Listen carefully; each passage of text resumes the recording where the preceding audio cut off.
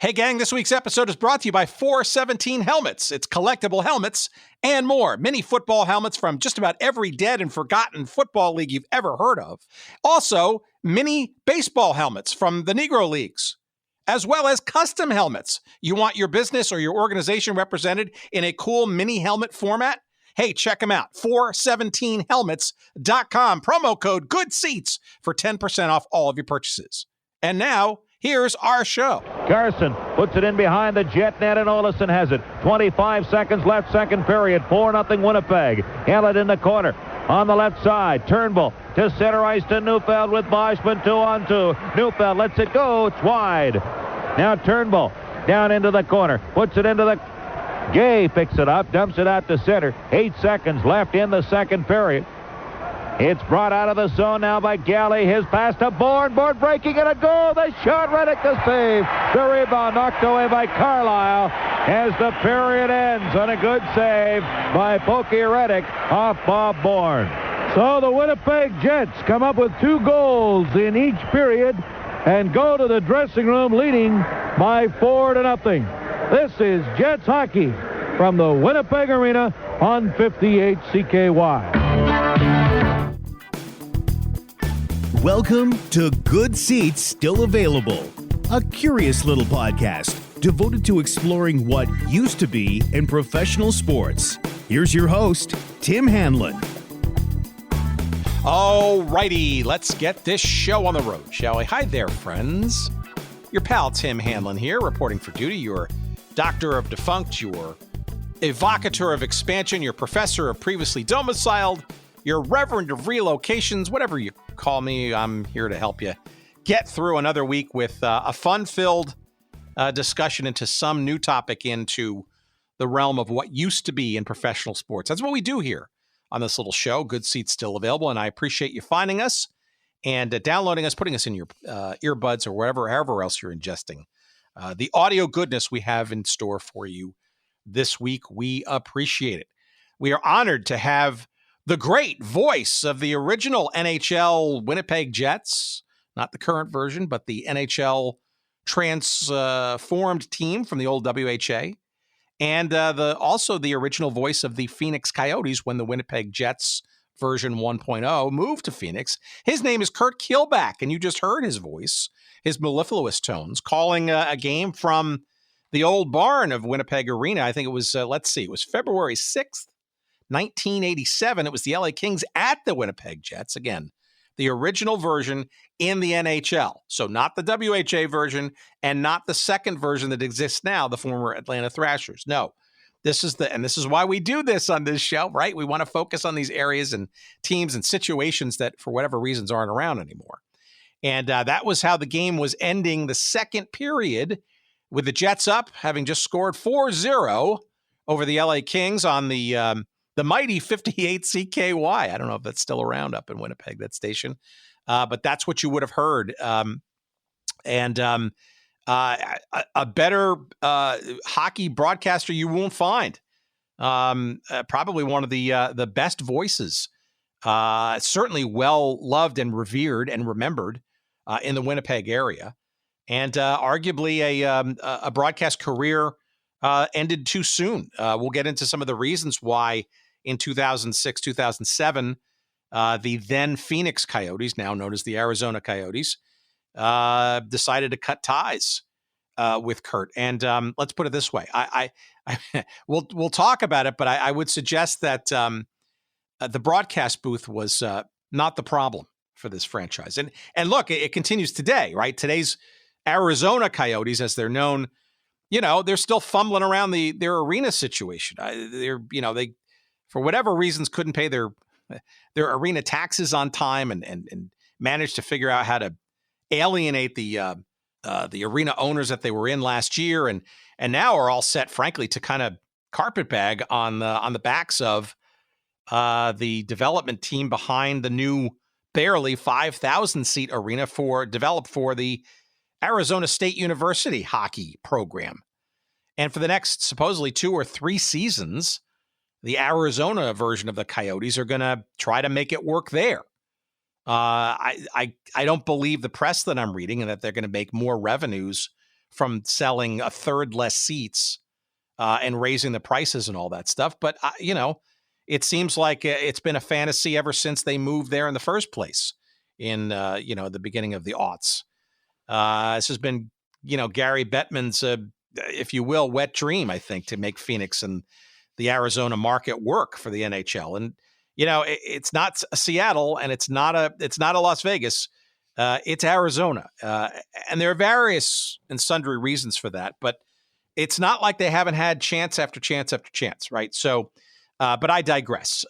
We wish them nothing but the best. I would argue this is probably one last chance. If the new arena comes around and maybe saves the franchise that way, perhaps. But I'll take the under on that, and maybe even guess that perhaps they'll be in Houston by the time you listen to this episode. Say, I don't know, 5 years from now. But that's just me and making a long bet. But I digress. The conversation is about the good times and the great memories of Curt Keilback's broadcasting career of the two interesting versions of this checkered franchise, shall we say. Again, the NHL years in the original version, after having transformed from the very dominant WHA years, a huge and totemic franchise in the World Hockey Association's life. Those early first years in the NHL, decidedly less than that sort of championship kind of a swagger, really kind of like almost like an expansion franchise in their first couple of years of the NHL. The fans didn't disappoint in their enthusiasm, however, and the enthusiasm behind the mic and the mics there calling those games was certainly not lacking either. And the Phoenix Coyotes, the first rev of the current franchise's existence in Arizona, and lots of great stories you're going to hear in the next hour plus with Curt Keilback. And the ones we don't get to, those stories, you can revel in his brand new book. It's called 2 Minutes for Talking to Myself. That came out, I think it was in the middle of August. It's available now in hardcover and paperback and Kindle. And it is it's a fun ride for those who knew the original Jets in the NHL, who remember the original days of the Phoenix Coyotes. Remember the Alex Ovechkin goal that he scored against Phoenix in 2006. That sort of incredible behind the back and on his side and twisting and turning. Curt was there for that game, and a whole bunches of other memories to be had, both in the book and in our conversation coming up with the great Curt Keilback. Fun conversation, and he's got great pipes, man. He still has them. And once a broadcaster, always a broadcaster. I'm jealous for sure. Before we get there, just a quick reminder. If you like what you hear, please, by all means, go to Apple Podcasts or Spotify or wherever you can rate and review our show. We greatly appreciate your doing so. A 5-star rating is always welcome. And that's going to help people find the show. It adjusts the algorithms for other people like you or other people who may be intrigued with the topics that we delve into on this little show. And again, so we appreciate in advance. It's the least you can do. We don't charge you a cent for the show. And if you can help us out, we'd appreciate that. Again, just go to Apple Podcasts or Spotify. Again, wherever you can rate and review. And frankly, of course, just tell your friends. We grow by leaps and bounds, it seems, every month. And we appreciate your support. And this is the best way to do so. And all right, I'm done groveling. Done with that. Let's get into it. All right, shall we? It's a wonderful and fun and inventive conversation. With Curt Keilback, we talk about some Winnipeg Jets memories, some Phoenix Coyotes memories, and a little bit about the before of that story, as well as a bit of prognostication about what might be in store for the NHL and the Arizona franchise in particular. A wonderful conversation. Here it comes. Please, as always, enjoy.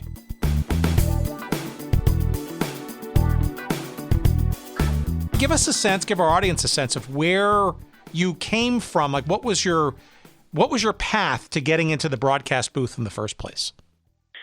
Well, I came by it naturally. My father was a broadcaster, and I used to accompany him to the broadcast booth on a regular basis, and got to watch a lot of games and got to hear him do them. And I guess I was one of the few people who actually knew what I wanted to do at a very early age. My mother said I was about 7 when I told her I wanted to be a hockey broadcaster when I grew up. So I was able to follow my dad's footsteps, and he helped me along the way, and we got started that way. What was your dad doing? Was he a CBC guy? What was a radio? No, he was on radio, and he was in Winnipeg initially, and then he moved out into Saskatchewan, and he did a lot of football and baseball, and in particular hockey over the years in those markets. So sports. I mean, he was a sportscaster. Okay, so sports definitely, and you saw Dad going to work doing the sports thing. So at what point do you sort of you put the pieces together? I'm assuming you're a hockey fan just by the fact that you're Canadian native, and that's kind of a birthright. And sports obviously is probably of an interest to you, regardless of what you think your dad or your parents do for livings. But at what point do you become, I don't know, aware that these two things, an actual job and the thing of sports, is actually something that you can combine and make a living at? Well, at a very early age. I mean, it didn't take me long to realize that I enjoyed hockey more than just about anything, and I enjoyed playing it, but I wasn't particularly good at it because I was a terrible skater. So that left one avenue open to me, and that was over the air. And I had a little bit of an in there, as they say, so that helped, and I got pointed in the right direction. So it was always something, I guess, that I had in the back of my mind. But I think, like anything else, you don't really know for sure that you'll ever arrive at that point. And I was just lucky. The phone rang one day just out of the absolute blue at a time when I had never even seen an NHL hockey game live, and suddenly I was offered the opportunity to broadcast NHL hockey. So I jumped all over it, and it worked pretty well.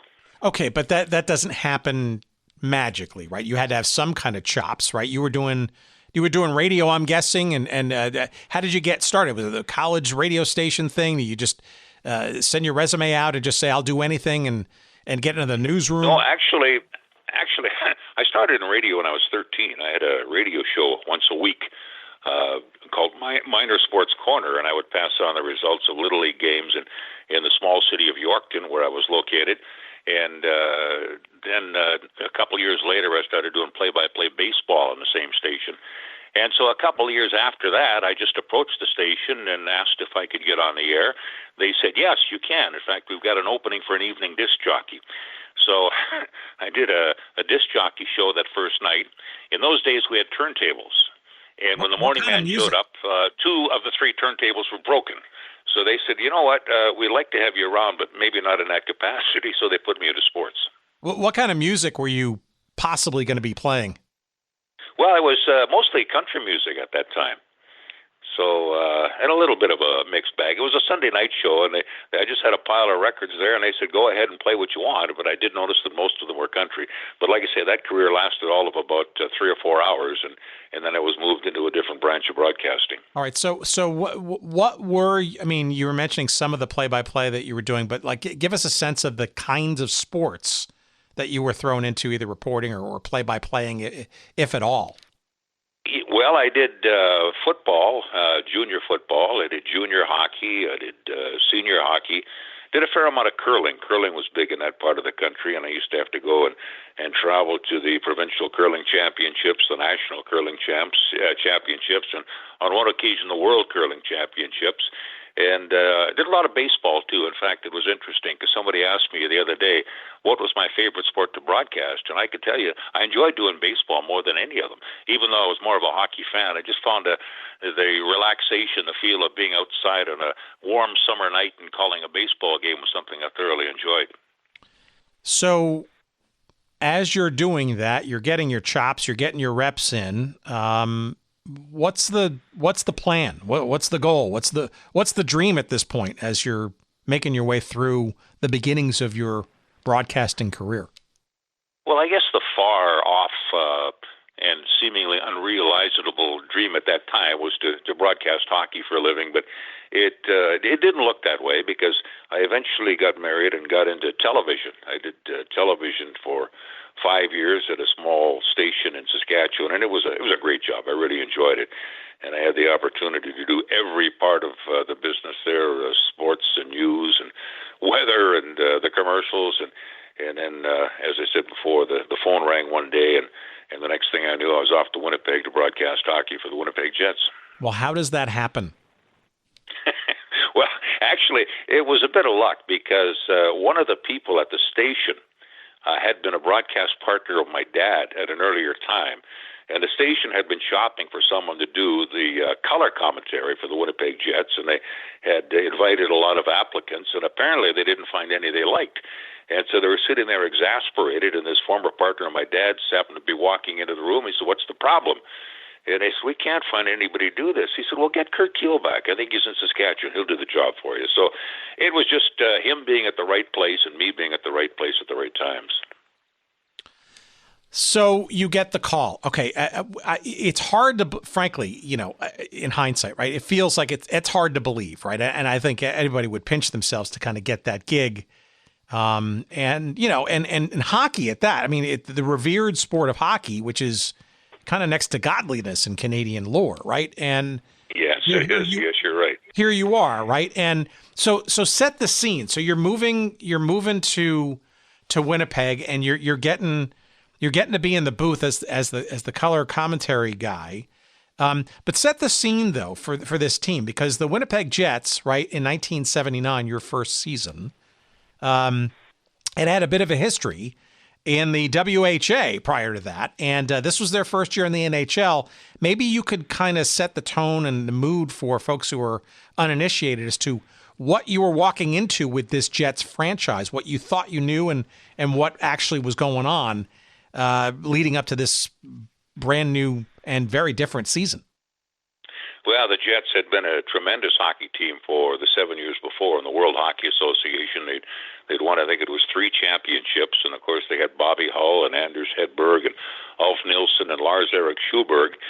But as time went on, and once they moved into the NHL, it wasn't as much a merger as a hostile takeover, because the NHL at that time wanted the WHA to die, and to do so, they managed to bring in 4 teams, but they really stripped them of talent. I mean, some of them had the right deal. Wayne Gretzky wound up being with the Edmonton Oilers because he had a personal services contract with the owner. That's how they got by with that. And as far as the Jets were concerned, they went from being a powerhouse in the WHA to where they had to keep only 4 players, and 2 of them had to be goalies. So they had a tough decision to make. They had to let go some quality hockey players who went on to different teams, like Terry Ruskowski was one, and Rich Preston was another. But they did keep a small core of people, and a lot of people who thought they would never play in the NHL played with them in that first year. But they had an advantage. People in Winnipeg understood hockey. They also realized that the team they were getting was going to take quite a while to be anywhere near the team that they had been watching for the last 7 years. So they were prepared for the growing pains. They showed up, they supported, and in fact, the first year wound up being better than the second, because I think the first year there was a lot of adrenaline that powered these people through.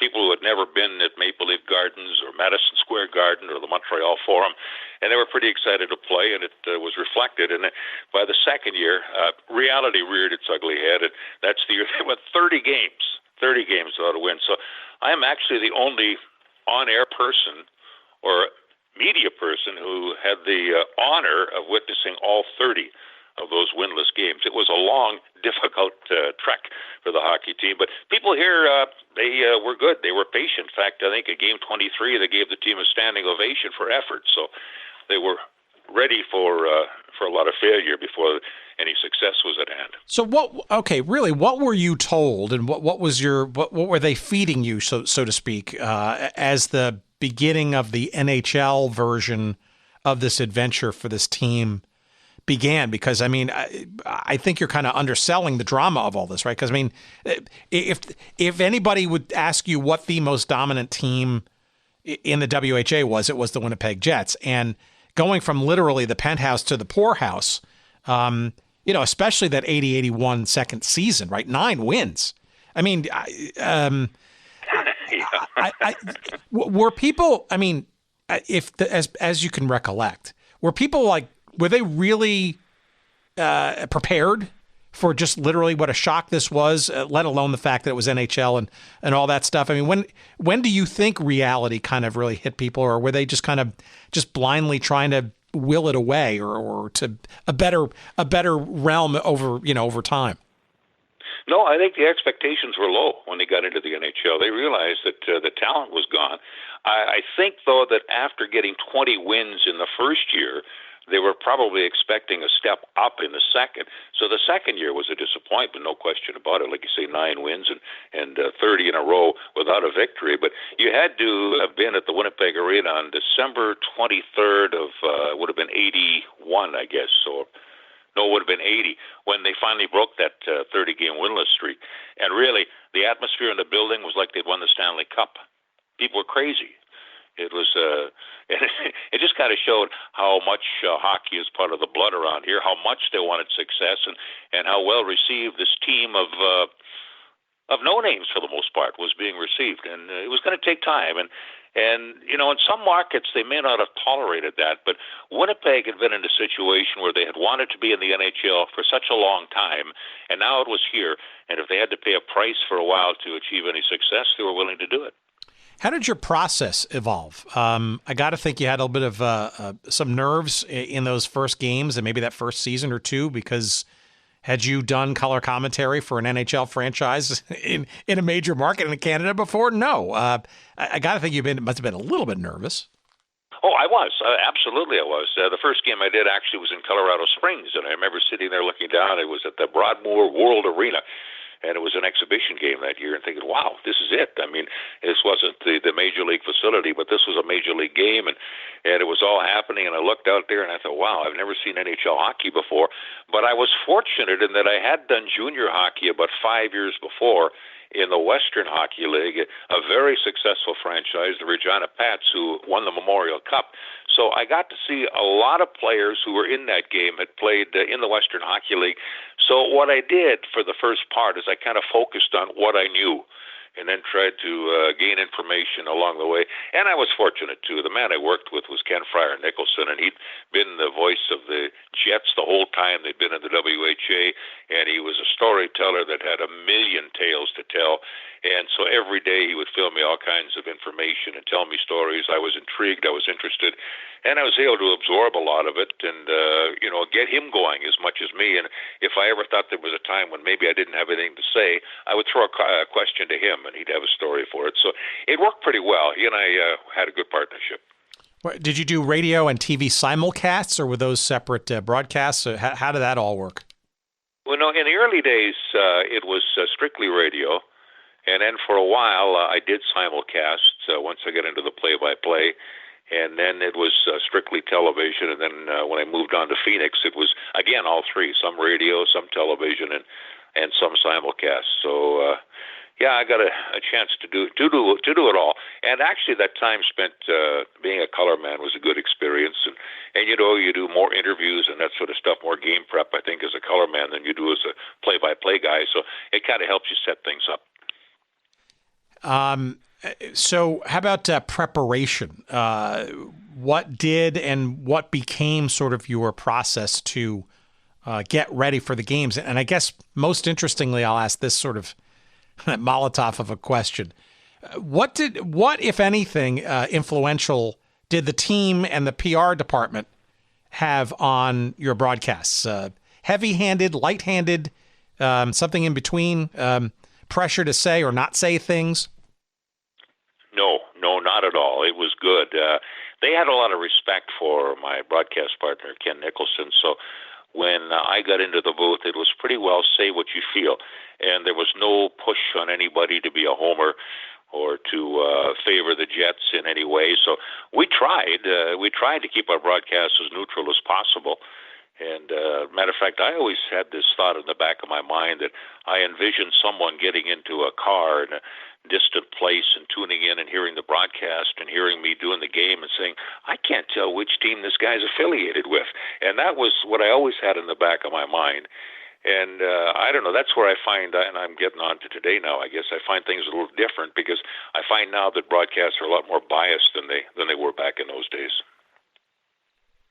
Well, I it's probably also that the business is bigger, right? And the money is much greater, and the stakes in some respects are a bit higher, right? So I don't know, maybe. Yeah, and there are some teams, I should mention this too, there are some teams, you mentioned heavy-handed before, and there are some teams that insist their play-by-play people make it evident who they're working for, who they're cheering for, and in there to sell tickets and to sell the team more than anything.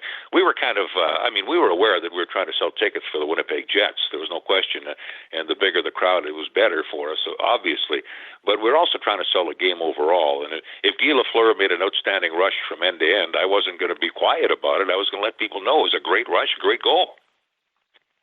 Give me some sense of some of those players in those first years when you were color commentating.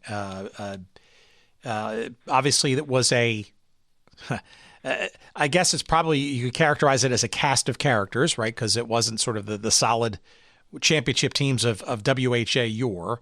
And it looks like those first couple of years as well was kind of a bit of a revolving door. Some people making return appearances in the coaching side of things.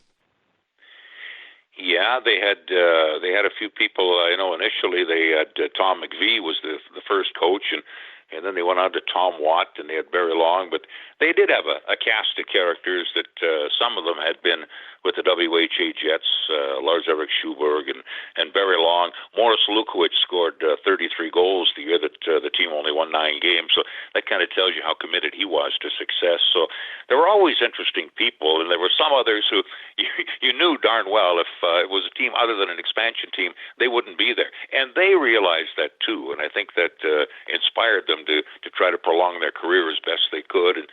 And so it was just a good effort, really. I mean, no success, but a good effort.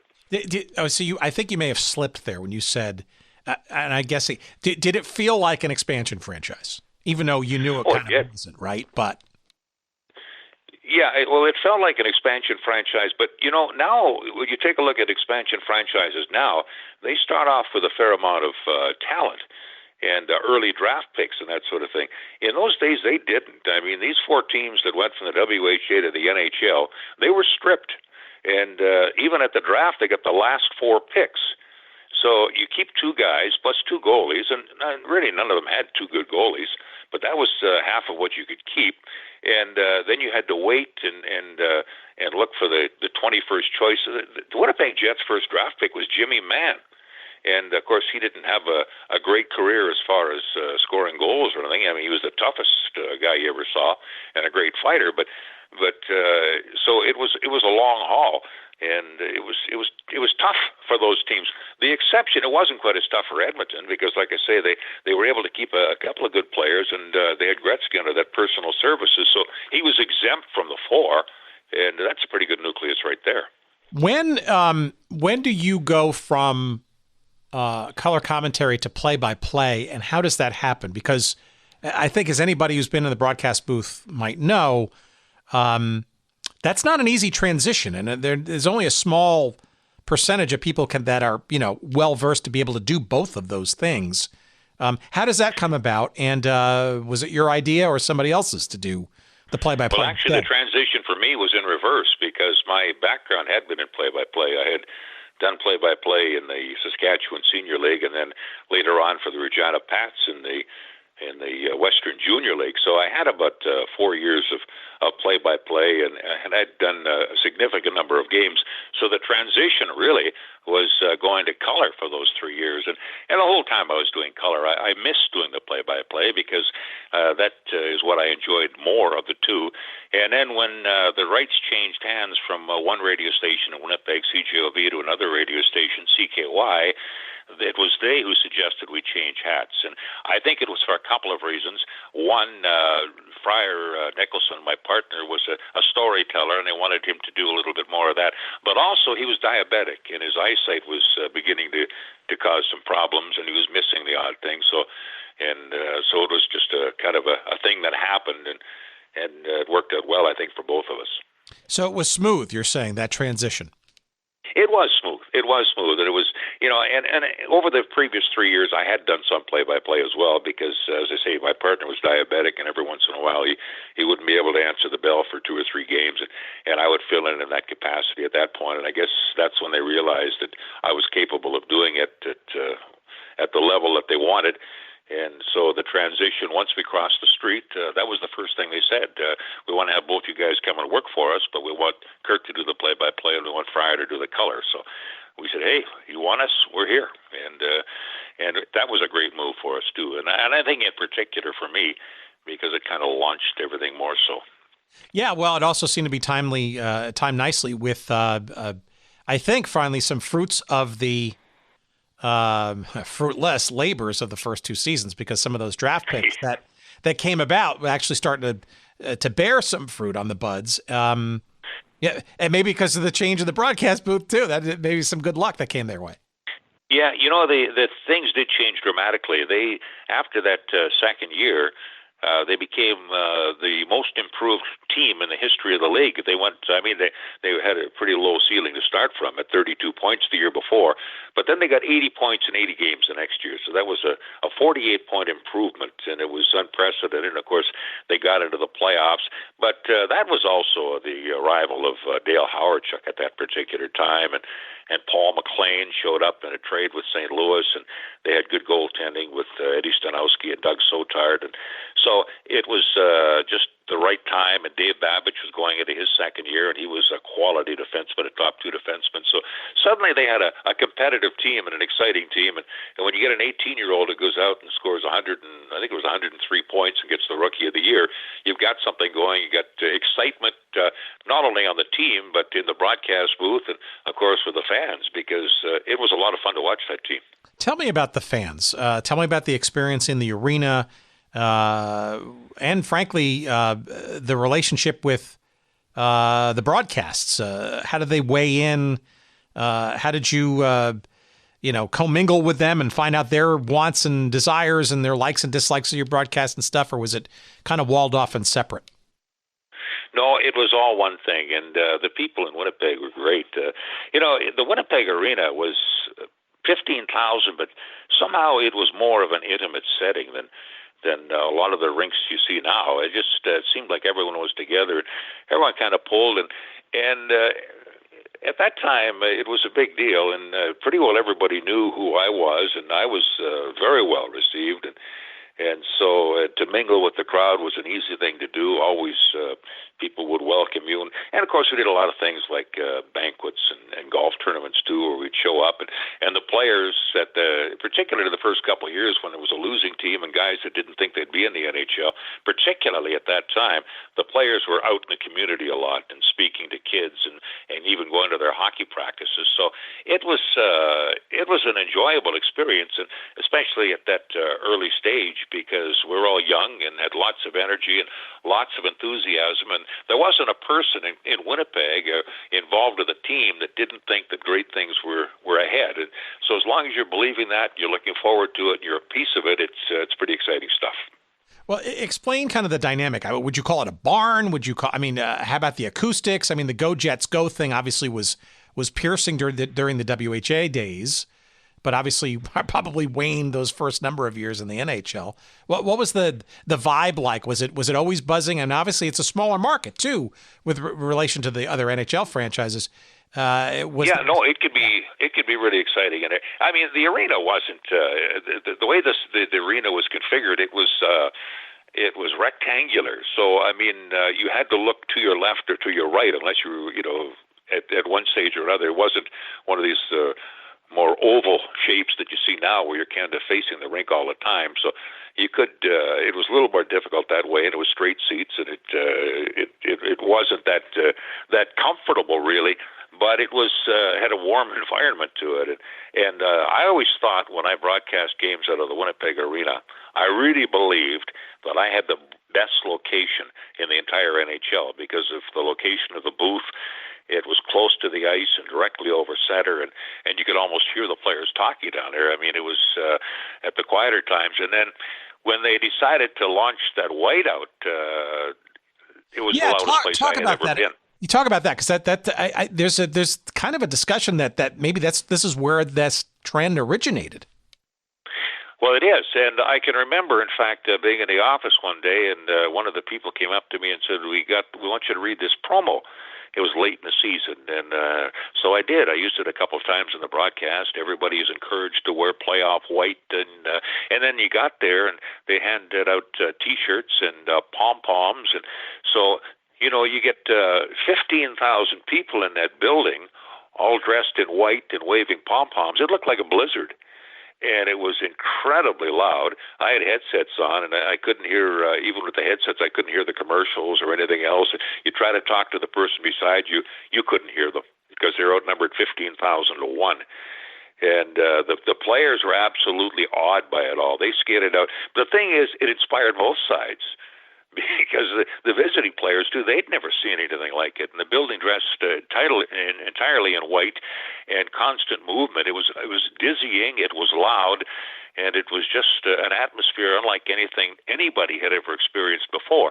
And, of course, it caught on. I know other markets went the same route. Some of them tried different colors, but it seems to work best with white. And, in fact, they still have that tradition here. Well, the arena did get its reputation for being, I guess, constantly thought of as being one of the, if not the loudest arenas on the continent. And I had to think, well, look, and you look at the 1980s. I mean, with the exception of looks at one season, although we can digress about the NHL playoffs and how relatively easy it was to get in there. Still, they were performing quite well, and frankly, giving the fans something more to cheer about. Almost like the 70s back in the day. Well, in those days, particularly in the mid-'80s, you could argue that the best three teams in the entire NHL were all playing in the same division. The Edmonton Oilers, the Calgary Flames, and the Winnipeg Jets. But the way the playoffs worked in those days, you had to get out of your own division. And that meant that one of the top three teams could not get beyond round one, and it guaranteed that only one of the top three teams could possibly make it to the Western Final. I don't think it was a very good system. So the Jets lost out a lot of times. They only got to round two twice. Anytime you had to go up against Mark Messier and Paul Coffey and Wayne Gretzky, and in particular Grant Fuhr, who never got enough credit for what he did in those days, it was pretty tough sledding. And I think the Calgary Flames did get by once, but the Winnipeg Jets never got beyond there, and they had some tremendous hockey teams in those days. Well, to talk about the divisional structures there, because I think one of our previous obsessions, the ill-fated Colorado Rockies when they moved to New Jersey, I think that set a chain of events along that put Winnipeg into the Smythe division, which meant more competitiveness with the Oilers and the Calgary Flames. I guess regionally, from a rivalry perspective, not a bad thing, but and maybe arguably two of the best teams in the latter half of the decade, right? But probably also made the mountain that much harder to climb, perhaps, right, for playoff success? Well, it did. But, it was great during the regular season because it was always, every time the Edmonton Oilers and Winnipeg Jets played in those days, it seemed every game wound up 6-5. And you got to remember that in those days, there was a lot more goal scoring than there is now. The Edmonton Oilers, the first year they won the Stanley Cup, they averaged 5.5 goals a game. Now the average game has 5.5 goals. That's how much offense there was. And in the 84-85 season, the Winnipeg Jets had 6 players who scored 30 or more goals. So when you were out there, it was just end to end. And of course, where Paul Coffey was concerned, he was like a fourth forward most of the time, and it seemed he never left the ice. So the goaltending could be spectacular, and the score could still wind up 6-5 because the shots would be 42-41. It was really exciting hockey to watch. But then you got into the playoffs, and like I say, you had to go face-to-face. You didn't necessarily have the opportunity to take on maybe the 7th or 8th best team in the Western Conference. You had to play one of the big guys. Yeah, I mean, and if you beat them, you had to play the other big guy. Yeah, I mean, I say like a seeding system was clearly in need. And if I'm not mistaken, I think that 84-85 season, I think the Jets had like the 3rd or 4th best record in the league, right? And arguably, in a seeding system, that should mean a couple of fairly lower ranked and easier opponents for at least their first round, if not the second. Yeah, that's not how they did it in those days, though. It wasn't right. And eventually, they did come to that realization that go with the conference 1 versus 8, and I think that's a lot better system because you want to have your top 2 teams meet in the final if you can, not in the first round. Yeah, well, we are talking about the NHL and history, of course. The NHL in 1967, they were still at 6 teams, right? So, I mean.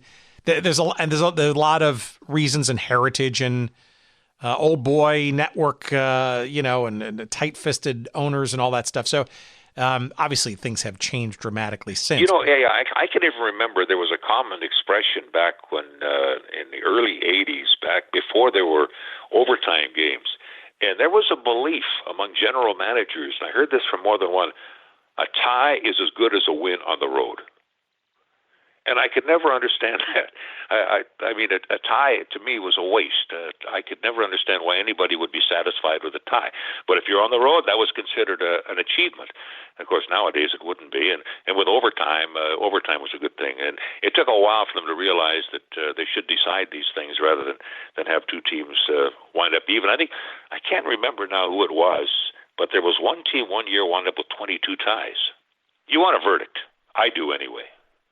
Yeah, I agree. I can be accused of being a traditionalist on a lot of different fronts, but I grew up, my sort of adjunct to pro sports was soccer. I grew up in the New York area, being a New York Cosmos fan, and and all that kind of stuff. And soccer historically has had those dreaded ties, and arguably can be 0-0 ones at that. So yeah, I do like to see a result. And there was a thing back in the. Now I'm dating myself, but in the 70s and early 80s, a thing called the shootout in the North American Soccer League, which was basically a kind of a precursor to what is now a shootout shot in the NHL, where you start from in the NHL's case, the midway line, right? And it's a one-on-one, and it's an exciting thing to watch versus something, I don't know, less than, like, say, a penalty kick in soccer. Yeah, I think they've done a lot to improve the overtime. They went to 3-on-3, and that's really exciting to watch. And I think because they wanted to reduce the number of shootouts, because some people feel it's just a skill contest in that way, and not so much a team sport. But the 3-on-3, I think, has worked very well for them. It's exciting to watch. And then, of course, if you don't get an answer then you have to go to the shootout, and you keep going till somebody wins. So it's a much better system than they had back in the day.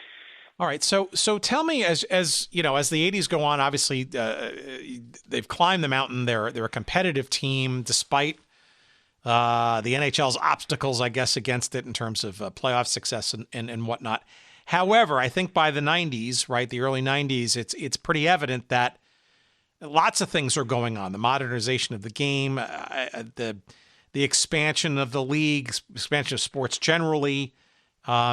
And it's probably obvious to you that, Winnipeg is wonderful in the fact that it's unique, I guess, in being one of the smaller market teams in this big, bad NHL. But maybe economically, it's not necessarily something that's going to guarantee success for too much longer. Well, that was the case. And the ownership that they had at that particular time certainly wasn't the equivalent to what they had in a lot of the other markets, the major markets. But, it's not necessarily the size of the market that makes the difference. And now, by example, Winnipeg is still a smaller city in terms of NHL cities, but they have probably the richest owner in all of the NHL individually, in David Thompson, the richest man in Canada. So if you've got that kind of bucks behind you, you can go to the capacity, and you can weather a lot of storms when things aren't going so well, and maybe people are starting to get a little antsy about the team's lack of success, and the ticket sales aren't as good as they have been. But you can afford that. In those days, they didn't. They had a committee of several well-to-do people, but they didn't have a billionaire, and you kind of need one of those. When did you kind of sense that this existence in the NHL for Winnipeg might not be a guaranteed thing? Well, there were rumblings about it, I'd say 3 or 4 years earlier, and the ownership, the president of the team, Barry Schenkro, indicated that, the old threat that we've heard so many times in so many places, if I don't get a new arena, this team's leaving. And so many owners had said that in so many sports, particularly in hockey, and normally nothing much happened. And I think people didn't take him quite as seriously as obviously he was. And the more he said it, and the more you watched how things were going, and then when the contract started going, once they made the deal where they were able to publicize how much money everybody was making, and the Chicago Blackhawks made an offer to Keith Tkachuk for $6 million American, which the Jets matched, and of course that at that time was about $8 million Canadian dollars. And that's when you began to realize these people don't have that kind of money. And then, of course, eventually Teemu Selanne was dealt away, who was the crowd favorite, and because they didn't feel, I guess, they could afford to have that many people. Well, if you start dealing away superstars because you don't have enough money to pay them, your franchise is going to follow very quickly. How did it? How did you find out that it was going to be official? And what were the rumors of perhaps what was going to happen? I mean, the shakedown of cities for new arenas and all that stuff is only more pronounced now, right? So that idea hasn't gone away. But I mean, did people and fans and the media, did they start picking up on signals? I mean, for example, the year before the actual move from Winnipeg, the second smallest market, or maybe the smallest market, Quebec, moved to Denver to become the Avalanche, right? The second chance at Denver as a franchise. That had to raise alarm bells. Number one, because it was a Canadian team now going to the United States, so there's a loss of that sort of pride thing. And then number two, it's a smaller market, not unlike Winnipeg. Would we be next? Am I reading into it too much, or No, you're not. Okay. You're absolutely right. In fact, I was surprised at the reaction when those two franchises left, because I had been in Quebec City, and I thought, if anything, there would have been more fervor in Quebec than in Winnipeg, and there would be more fight there than there was. But they seemed to leave more quietly than Winnipeg did. Winnipeg put up one heck of a fight to try to keep the franchise here. It went to the point where they had kids breaking their piggy banks open to offer money to the owners to help pay for things. And I was at a party one night the last year they were there, and it was at Thomas Steen's house, who was one of the Jets' best all-time players. And they had a lot of well-to-do people from Winnipeg there. And they were taking them into a back room one at a time, and they were saying, how much can you commit? And some of these people, I guess, made sizable promises. And then they got on the phone, and they were even wandering around on the front lawn talking to Winnipeggers who had moved away. I think well-to-do people. I think even Peter Nygaard, who of course is in some trouble right now, and they called him, and they called a lot of people all over the world who had been in Winnipeg and may have felt some loyalty to get them to contribute. And it seemed like it was going to happen. It really did. And at that time, I was one of the people who thought it would. And so they were going to make an announcement at 2 o'clock one afternoon at Winnipeg's iconic corner, which is Portage and Main. And in fact, I was there behind the microphone, and people skipped work, skipped school, and there were thousands of people. They didn't allow traffic on the downtown streets at that particular time because the announcement was going to come at 2 o'clock. Well, when it didn't come at 2 o'clock, and then it got to be about 5 after 2, and then about 10 after 2, you just see everyone's head begin to drop, and everyone start to go away, because we'd realize, nope, it wasn't going to happen. The backroom boys had a final discussion. They couldn't get the total commitment they wanted, so they dealt the team to Phoenix. All right, but before the Phoenix adventure, there was a thought that it was going to go to Minneapolis-St. Paul, right? Yeah, there had been a rumor about that because the team from Minnesota, of course, had gone to Dallas. But I was always under the impression, and I had a little bit of inside information on that, I was always under the impression that if they were going anywhere, it was going to be to Phoenix. And that, of course, is where it went. But there was a Minnesota connection because the owner, Burke, was from Minnesota, and he was big with United Healthcare, and so he was the guy who was the big purchaser behind it, and he moved it down into Phoenix. All right, how did you find out for sure, for real, that this move was going to happen, and who broke the news? Was it broken before the game? Did you find out during them? And then how did you incorporate that into your broadcasts? Well, no, by the time we realized the team was definitely gone, the season was over. The playoffs were over, but they had a chance to come back. It was in May when this final gathering that I spoke of at the corner of Portage and Main. The season had been over, and the party at Thomas Steen's house that I mentioned was right after the final game of the year.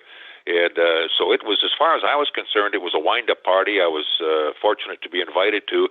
And then I began to notice all these people who were there going into the back room and having these little meetings. Of course, I was never called in because I wasn't one of the rich guys, but I did notice that everybody who was going back there were people who owned businesses and were very prominent citizens in Winnipeg. So, no, this happened afterwards. We didn't have to break the news. We had broken the news before that the team was going, and it was going to happen at that time. And, of course, they had the final home game of the season. People had bought tickets for it. It sold out. It was the only game they sold out on that last year.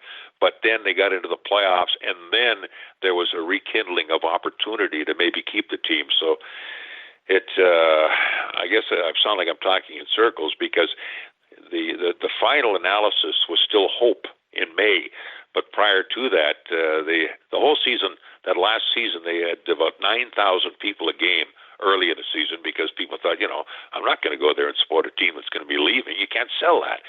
But everybody circled one date on the calendar, and that was an April date when the LA Kings were going to be there, and they won that game, and by doing so, they made the playoffs, and they went up against the Detroit Red Wings and were eliminated. So, yeah, and there was a lot of disconsolate people that day. In fact, I wrote the story in my book, a story that kind of surprised me. After that final game was over, I had taken my son there, and I was looking for him, and I'd walked to the car, and he wasn't there, so I walked back into the arena, and I stood in the bowl of the arena, and I was absolutely shocked by what I saw.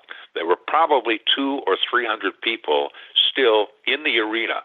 Every single one of them was a teenage boy. And all these guys are sitting quietly. Some of them were on the ice, maybe taking some of the rink board advertising. Others are just staring. And all of them seem to be crying. I mean, these are guys that used to be macho, bravado, but there was none of that. And I thought, you know what? These guys are feeling the pain like nobody else because the Jets had been around all their lives, and a lot of them had dreamed of being a Jet one day. And now suddenly it was gone. It was like they'd lost a loved one.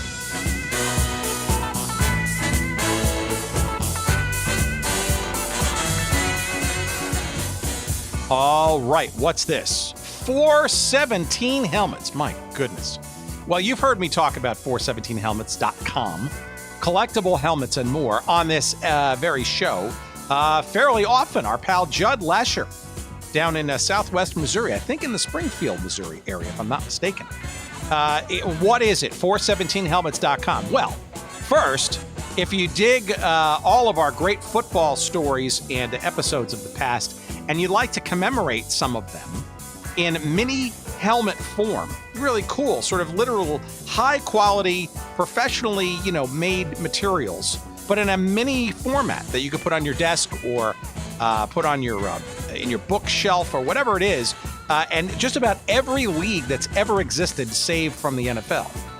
We're talking XFL, old versions of the WFL. Remember the World Football League? How about various teams, both current and past, in the Canadian Football League, but also NCAA teams of yore and NAIA college football teams of yore, all of them and many, many, many more available for you at 417helmets.com. But that's not it. That's not it, friends. There's plenty more to be had. How about mini baseball helmets?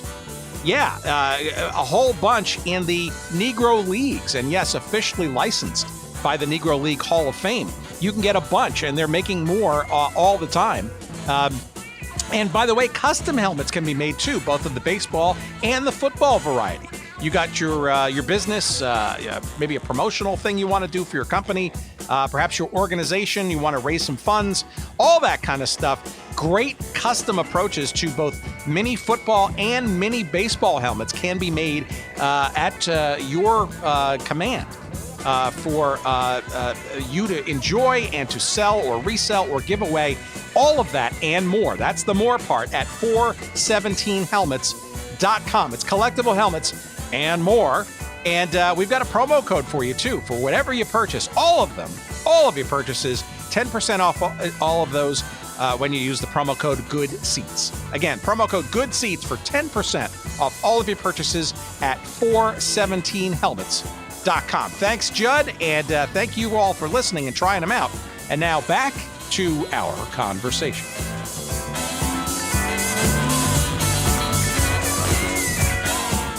So I'm guessing that as you found out the officialness of the move, what was your initial feeling? I'm sure maybe a bit of freaking out because that may mean a job that you don't have anymore. Yeah, it was a double whammy for me. Number one, I didn't want to see the team leave Winnipeg, and number two, I thought, what the heck am I going to do now?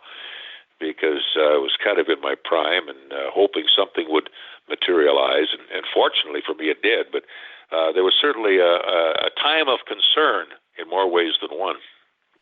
And how does that rectify itself? How then do you essentially board the plane with the team and move with them to Phoenix? I didn't board the plane with them. In fact, they took the plane. They took a chartered plane down to Phoenix. I guess in about May or June, and I wasn't invited on that trip. And they showed the players around and gave them an idea where their practice facilities would be and what the city was like and where they thought they could probably build homes. And most of them did move to the Scottsdale area. Meanwhile, I was back and wondering what the heck I was going to do. And then I just got very bold. I just thought, I got to go. And I jumped on an airplane and I flew down there of my own accord. And I just walked into the office of the Phoenix Coyotes, and I didn't have an appointment. I just burst into the office of the president, and I proclaimed, there's only one man for the voice of the Phoenix Coyotes, and you're looking at him. And Sean Hunter, the president, looked up at me and said, who the hell are you? So I told him, and he asked me questions, and I was prepared with all the answers, and I got the job. So it was an initiative that I took, and it worked out. Well, that's an amazing. That's an amazing story. Did you know if they had? I'm assuming they had other plans. Had those plans been firmed up yet, or were you walking in at a still squishy time where you could make an impression and get them to do that and maybe solve a problem that they didn't have to solve later? No, I walked in at the right time. They had applicants, and they had, I guess, advertised for applicants. And shortly after, I met the broadcast manager. And once I had the job, and I asked him about that, he said, "Oh, look at this," and he showed me the pile of tapes he had and the pile of applications. And but I guess a combination of the fact with my experience, and I also pushed on them. I said, it's a new franchise in a way, but there's still a little bit of history, and nobody's more aware of the history than me. And I can throw in little, tidbits here and there about some of the players that other people wouldn't know. And I think that helps to sell me. Well, I will get to that point in a second. So let's put a push pin on that for a second. Talk about Phoenix. Your impressions of it. Had you been there before? It's obviously a radical move in terms of topography and geography and temperature and all that kind of stuff. What was your impression of the market? Its readiness for hockey? Yes, that's a loaded question. And how did you adjust from, being in a smaller market to something much more spread out and dare I say, more metropolitan? Well, it was totally different. I mean, hockey was neglected in many ways. I remember when I got there, and there were 3 24-hour sports stations in Phoenix on AM radio. And I would drive around sometimes on a game day, and I would listen to what they've got. And it didn't matter what time of year it was. They'd be talking about football, mostly football, occasionally baseball, sometimes auto racing, and sometimes golf, but never, not even the station that carried the Coyote games, was talking about hockey. And I thought it was kind of strange. And then I realized, and I know I'm talking to a talk show host here, but I came across the impression that people who do talk shows, and I know you do questions, but people who do a lot of these talk shows only want to talk about things they know about. that they feel somewhat expertise on. So they didn't feel comfortable talking about hockey. And I thought, why don't they have me come on and I can help them talk a little hockey? So did a little bit of that. But, people like Keith Tkachuk, Shane Doan, Jeremy Roenick, they could walk down the street in Phoenix, and if 2,000 people walked by them, maybe one might have an idea who they were. So it was advantageous in some ways. If you like, to be on your own and not be recognized, it was good. And you got a little more privacy that way. Whereas in Winnipeg, of course, anybody like that seen on the street, there would be people all over them. So it was a tough sell in some ways. But also there had been a successful team there before in the Phoenix Roadrunners in the Western Hockey League. In fact, my dad was the voice of the Roadrunners prior to that. And he had told me that they did pretty well sometimes. They sold out their building at playoff time, and they had some championships. I think they'd won 2 championships. So there was a nucleus there. But relative to the size of the city, it was, small. Yeah, well, I think the Roadrunners also, there was an incarnation of them in the WHA as well, too, for a year or two, right? Yeah, and it didn't work out quite so well. I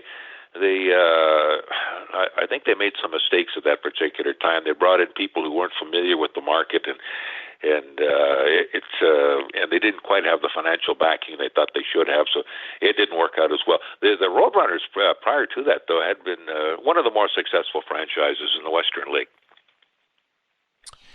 What of the nickname? Like a lot of franchises, or at least the people the owners tend to go through the motions of trying to get fans to kind of throw out some names and stuff. What was your impression of Coyotes?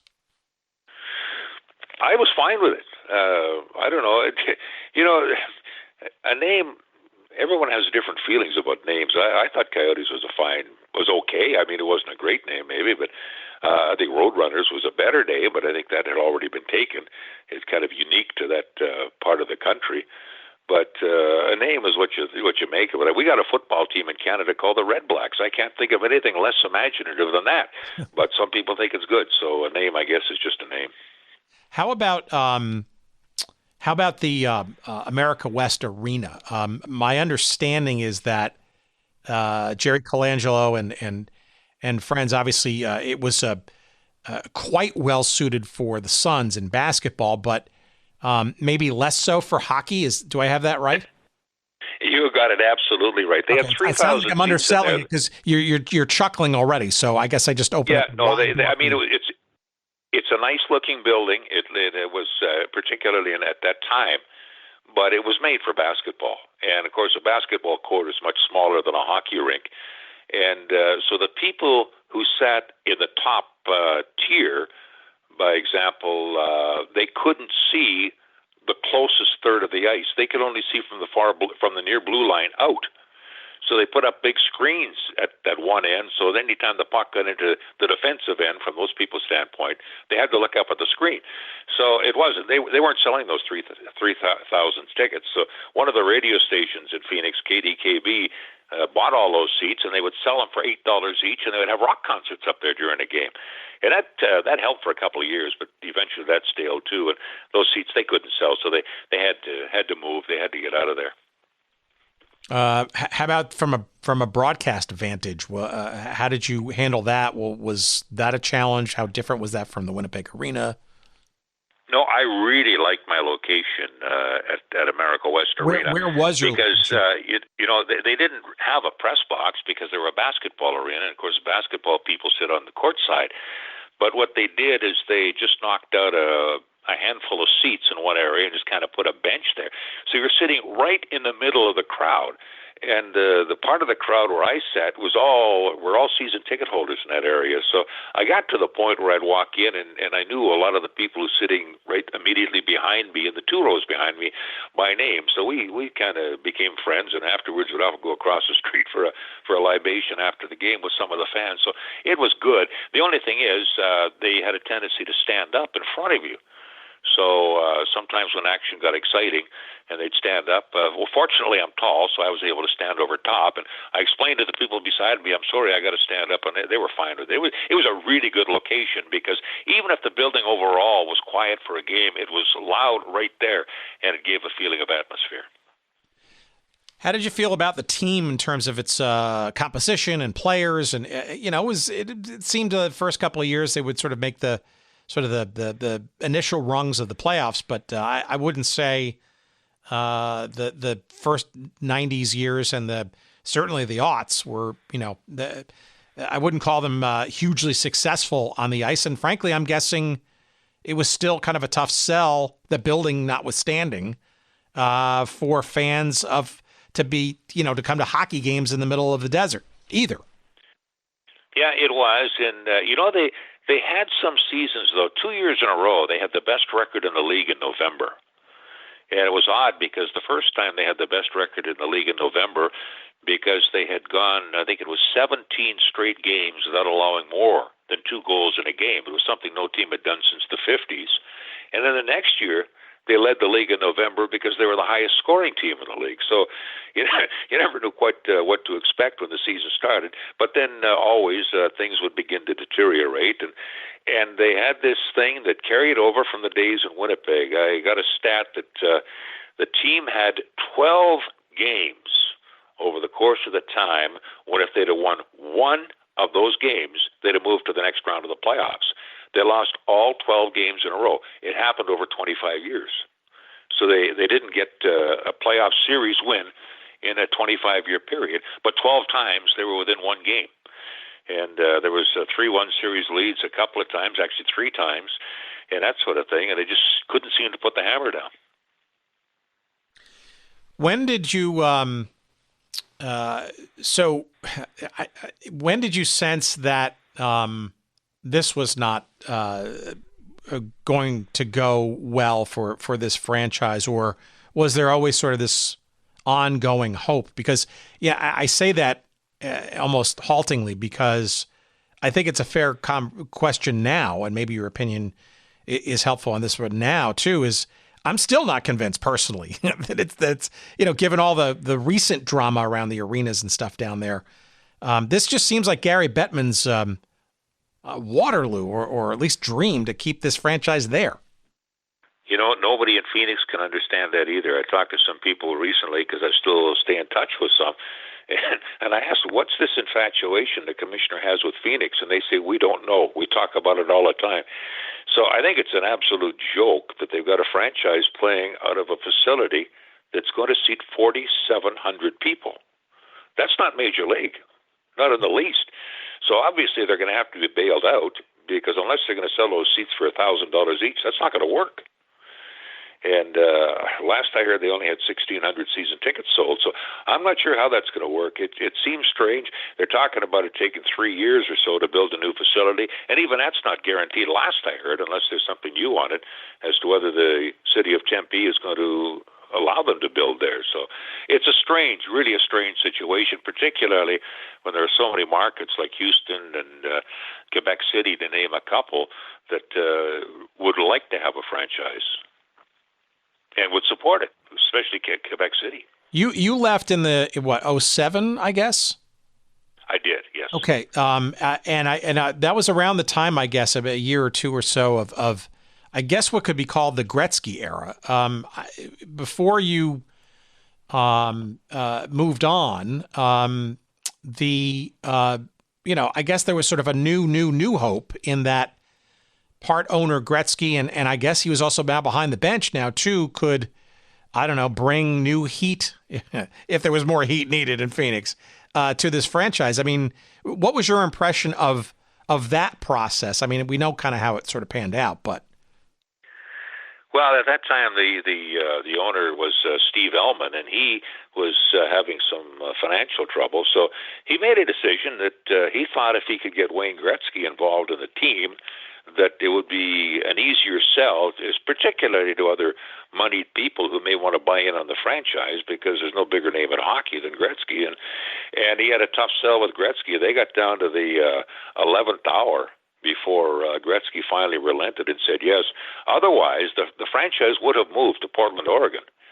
And Paul Allen wanted it there. And at that time, he was the second richest man in the U.S. next to Bill Gates. So Gretzky said yes, and Ellman thought it would work. And initially, they had Bobby Francis was the coach. And after he was removed. Gretzky moved in behind the bench, gave it a shot. And I even think that Gretzky at one time meant to play for the team, because there was one year he was at training camp on a regular basis, and he was a full-time participant. And then it got time to the inter-squad game, and I remember watching that, and the magic was gone. The next day, he wasn't out there. So there was a lot of ideas and a lot of dreams that were there at the time, but it just didn't quite work out. And really, a person standing behind the bench doesn't sell tickets.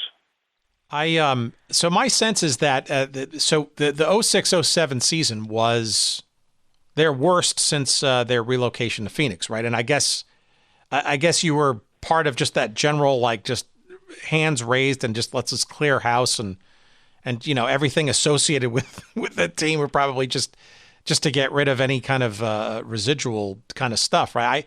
They dumped a lot of people at that particular time, and including people who, of course, had nothing to do with the on-ice product, but they made change for the sake of change, and sometimes for reasons that nobody could quite understand, and it was an ongoing process.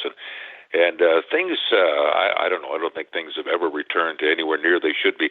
And I know that since 07, the ownership has changed 2 or 3 more times. I don't really keep track of it anymore, because it seems they've got new people there all the time, new hope, new ideas, and then the same old problems seem to materialize. So unless they get somebody concrete in there to stay the long term, and obviously get a facility that seats more than 4,700 people. And even some of those seats have to be sold at a reduced price to people in the college. So they can't even get good dates there, because if there happens to be a Arizona State University volleyball tournament there that weekend, guess what? You don't play till Monday. So it's a strange situation, and they've got an awful lot of work to do if they're going to keep that franchise there. Okay, so I got a couple more questions to round it off, because I know you probably want to go back to your life after just me grilling you for an hour or so. No, it's good. I enjoyed it. But this Portland thing is new to me and news to me. I think it's a scoop. Yeah. Okay. I gave you a scoop. We're breaking news. We're breaking news 20 years after the fact. So, give me. So, okay. Tell me the story then. When did you sort of sense this, and how real was this? How well known was this? Obviously, Paul Allen, the owner of the Trailblazers in Portland. How serious was this? Well, very serious, and there were some of us within the organization who were aware of it at the time, and we knew that Gretzky was being courted to keep the team in Phoenix. And I remember talking to people about it and say, "What do you think?" Well, if the team goes to Portland, we're gone, and hopefully we would be. But if Gretzky gets involved, maybe this thing can stay here, because at the time we wanted to stay in Phoenix. We were still convinced that it was going to work out, and that the facility in Glendale was good, and there would be an interest and a regular basis of people to watch the games and pick up. And I think we considered it a challenge. But then, like I say, there were changes that took place in the managerial suite that kind of blew everything out of the water, and things began to deteriorate. And that's when you thought, maybe they got to get this franchise out of here. And I was surprised, knowing the financial wherewithal of Paul Allen, that it didn't move, actually.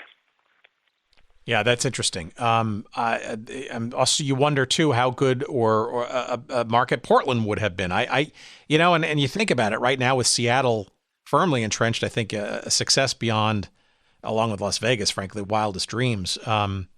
Could be a very interesting regional rivalry, a reheating of some of the old WHL days back, before the old Portland Buckaroos. Yeah.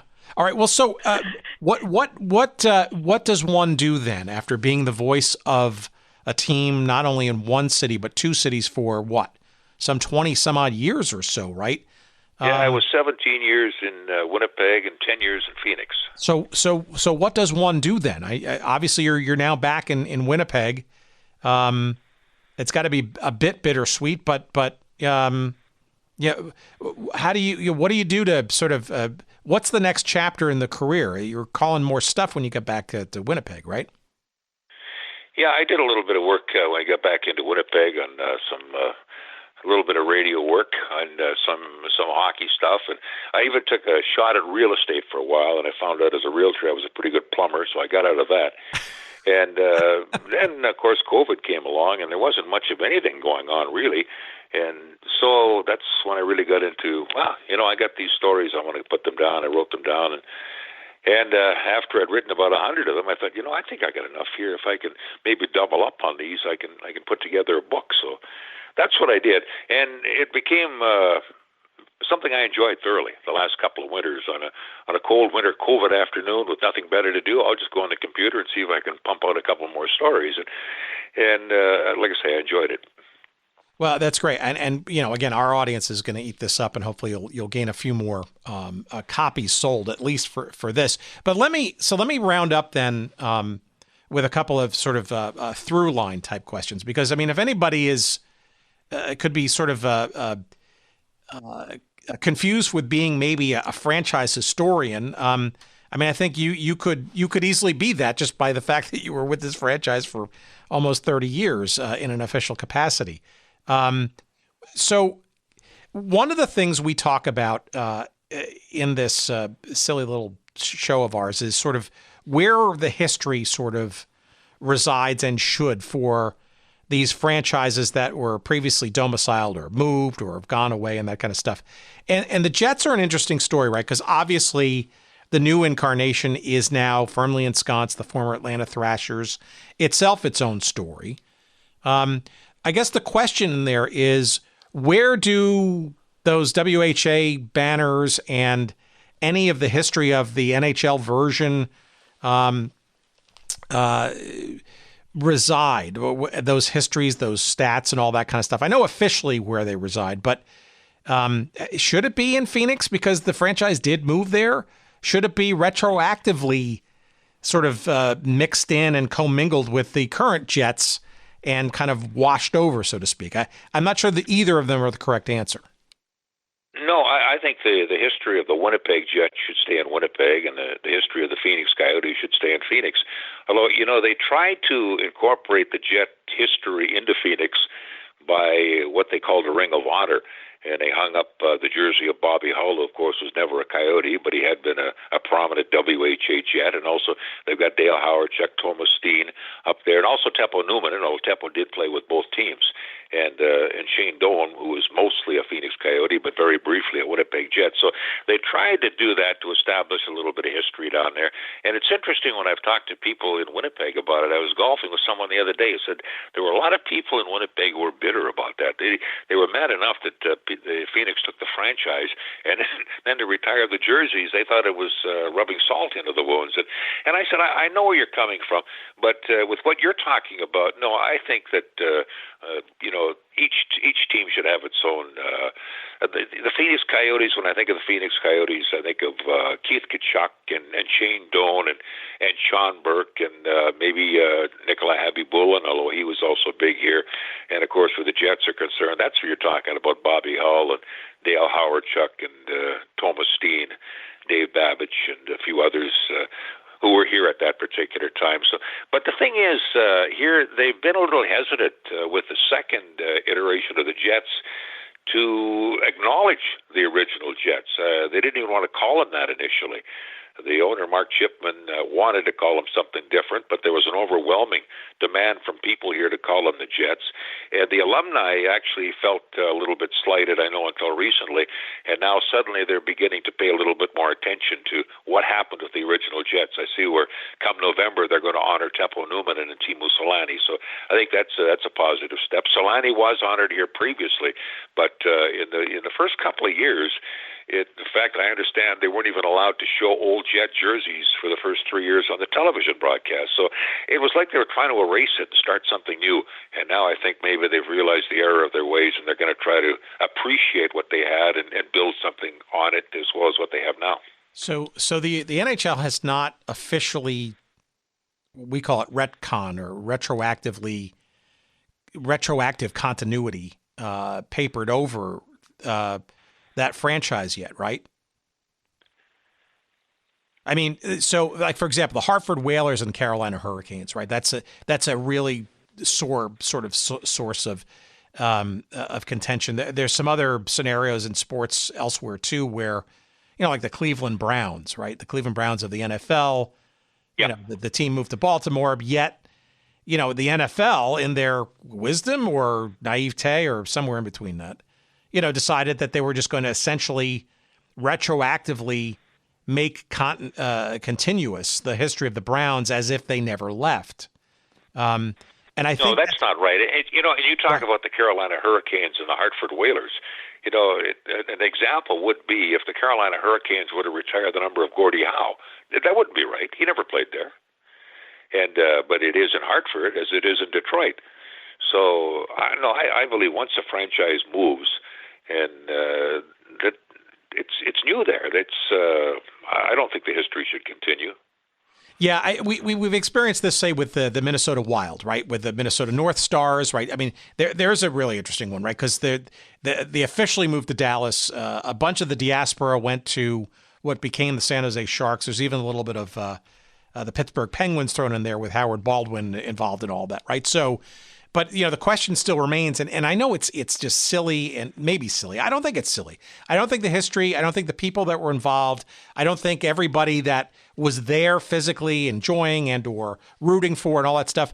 You don't want to see that either papered over or worse, misremembered, right? And to me, that I think is important because it's not, to your point, right? Some of these players in this Ring of Honor never played in that arena, in that market, in that for that version of the franchise. Yeah, when you get a crossover, it's a different thing. I mean, when a player has been with one franchise and it moves and he stays with a franchise, he can be a hero in both places. His jersey can be retired in both places. But if he's only established an identity on ice in one locale, then I don't think his jersey should be retired or his number acknowledged in another one. No.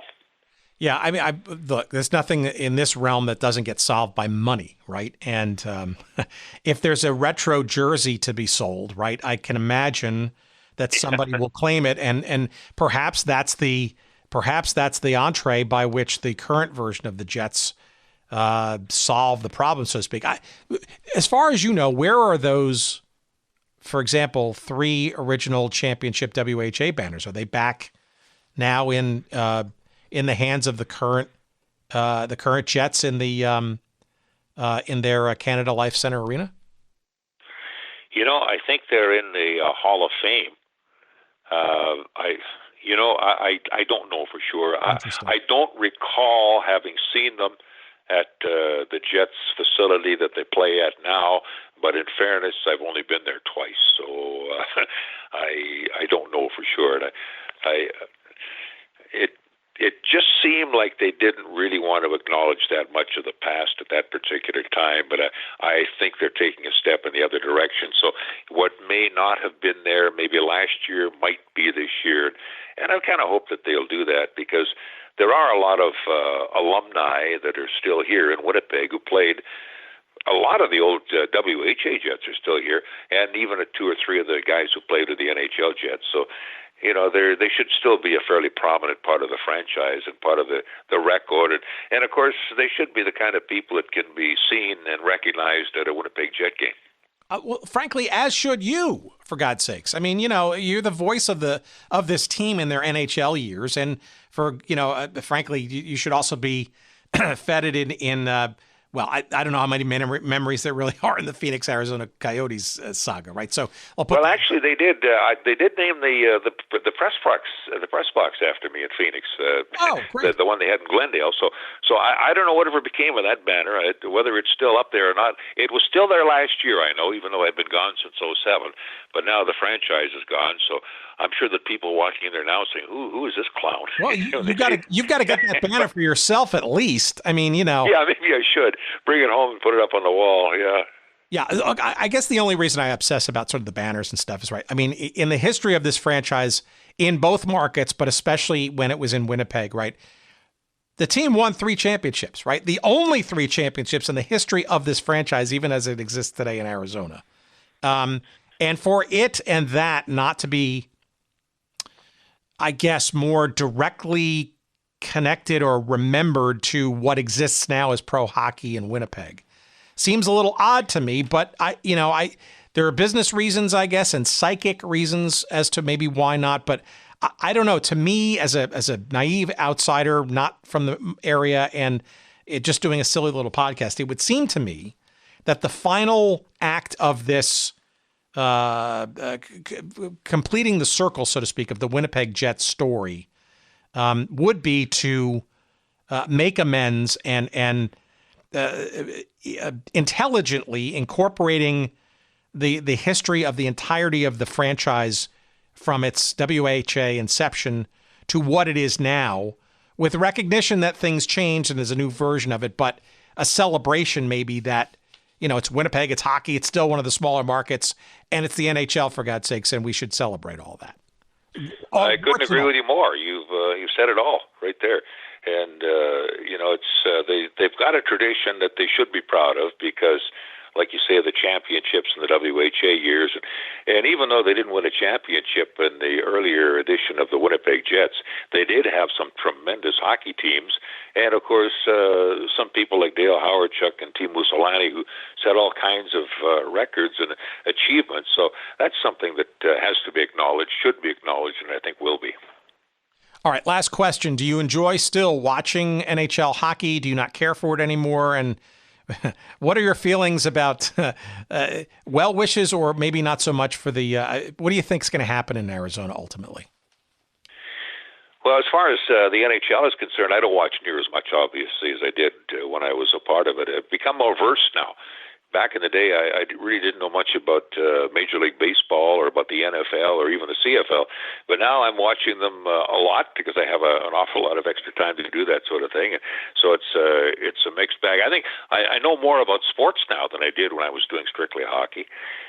And as far as the Phoenix Coyotes are concerned, they can't make it in that rink. They absolutely cannot make it in that rink. 4,700 is a joke. So unless they get a promise real soon that they're going to build a new facility in Tempe, and they got deep pockets to weather the 3 years, and the league is willing to continue to support them, which I imagine is must be a bit of a tough selling point with a team in Carolina or Montreal to say, why are we doing this, and keep pouring money into that franchise. So I think it's a real tough sell there, and I wouldn't be surprised if they're in Houston very soon. So you don't think if they don't get a new arena, there's just no way? Well, no, they can't play in Tempe forever. For sure. And for whatever reason, I guess there were some problems in Glendale. And even though it's a beautiful rink, it was a real good NHL rink, I thought. Apparently, they're no longer welcome there. So that's where that lies. Very interesting. And that was going to be my last question: is what market do you think they go to, or what other markets do you think? Canada too included, by the way. I mean, why not Quebec? I mean, I know it's still small, but Quebec City, I think, is very much deserving, if you think about it historically, of a franchise anew. Yeah, I always enjoyed going to Quebec City back in the days of the Nordique, and the people there were really behind it. And it's a smaller place, though. It's smaller than Winnipeg, and with the escalating prices. But again, if you've got the right people behind it, you can afford it. That's where, personally, I would like to see it go. But I think there's a stronger possibility that if it goes, and again, it may not, if it goes, that Houston would be the most likely recipient. Well, and perhaps maybe one last shot, perhaps for you to maybe get behind the microphone. Wouldn't that be an interesting closing of circle there? I mean, talk about. I mean, the person with the longest tenure of broadcasting in this franchise's history. Now you're making me sound like Gordie Howe. Well, I mean, it says something, and I think it's great that you did this book. And again, I know enough about Winnipeg's hockey history to be dangerous, but to me, I'm sure it's still very much a real and sore sort of spot and memory for a lot of folks. The franchise and the history and all that stuff. And as I said, you're just as much a part of that fabric, perhaps even more so, than some of the characters we talked about who were only there for a few years, right? So, through longevity. Yeah, well, through longevity, I guess that.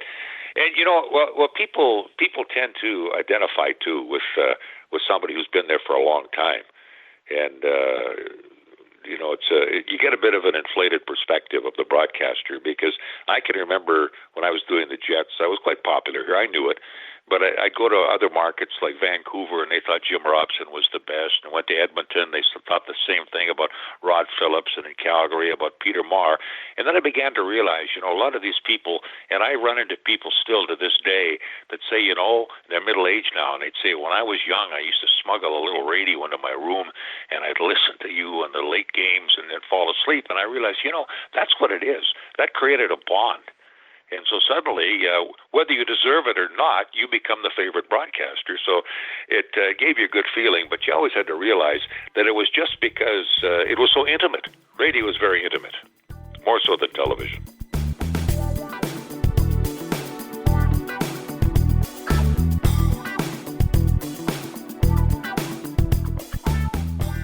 Tremendous. There's got to be a ton more stories to go. From Curt. There's no doubt. We just scratched the surface, of course, with this conversation. And I suspect even having read the book now out called 2 Minutes for Talking to Myself, published by Friesen Press, available wherever good books are found, or, of course, through our website at goodseatsstillavailable.com. Just search up this episode number 277 with Curt Keilback. And you'll be whisked away to Amazon, and we'll get a couple of shekels of referral love. Thank you very much. You'll find it in hardcover or paperback versions. And if you're buying it on Amazon, either directly or through us, you could also get the Kindle version if you'd like as well. But my point is, I think there's probably a ton more stories to come beyond just the 222 pages of this version. And if there is a second edition and more to come, let's hope it's sooner rather than later. This is a wonderful conversation. I enjoyed it very much. And I'm not the hugest hockey fan, to be honest. But I love the discovery of it. I love the origin stories of all this stuff, and the people who were around during those days of the NHL's original version, Winnipeg Jets, and the beginnings of the still flailing Coyotes franchise. It's fascinating to me. And I love talking to people who were directly involved, who were there, because those are the stories that, are the ones to be cherished and really are the most accurate for sure. You can follow Curt on Twitter at Curt Keilback. Keilback is spelled Keilback. Curt is spelled Curt. So it's at Curt Keilback on Twitter. And probably more intensely and regularly, you can follow his exploits about his background and the current book at his website at CurtKeilback.com. That's CurtKeilback.com. I'll spell it all together one more time. CurtKeilback.com. And we wish Curt the best with this book, and truly suggest you run out and get a copy. It's fun, even if you're not a hockey fan. Just good stuff. Broadcasting and the hijinks of the NHL and the stories of the people of hockey. My goodness. Fantastic stuff. While you're on the web, or on your mobile device or whatever, slip on over to goodseatsstillavailable.com, and you'll find all of our old episodes there, all 277. This is 277, right? So all the 276 episodes that came before this one are available on the site, and all the ones to come as well. Of course, the best way to keep abreast of what's going on with this show is to subscribe or follow us on your favorite podcast feed or system or source or platform. We're available wherever you can find good podcasts, just about anywhere you want. And you can also follow us on social media, of course. Twitter, we're at Good Seats Still. Instagram, Good Seats Still Available. And also on Facebook, too. Want to send us some email?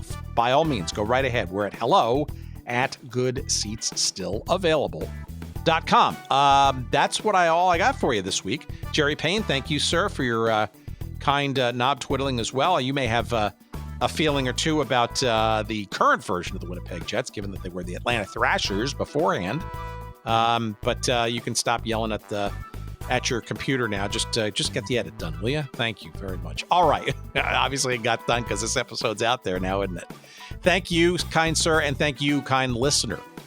More good stuff to come in the weeks ahead. Please stay tuned. Check your podcast feeds and keep those proverbial cards and letters coming. We appreciate it. It lets us know that you enjoy what you're hearing, and we appreciate all of that reciprocity. Take care until next week. Take care. Bye-bye.